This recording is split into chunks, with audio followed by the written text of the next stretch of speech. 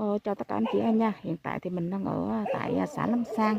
Thì đây là cái lô đất là 8/8. Có 300 mét thổ cư. Trên đất mình là có 2 căn nhà luôn này. 2 căn nhà cấp 4. Điện nước đầy đủ luôn nha anh chị. Trên đất của mình là trồng mít, trồng tiêu, đủ thứ luôn. Điện nước đầy đủ. Đất của mình là đất bằng đẹp. Nói chung là khu dân cư luôn nha anh chị. Đây. Đường của mình là đường đất nha. Đường đất vô tới đất luôn á.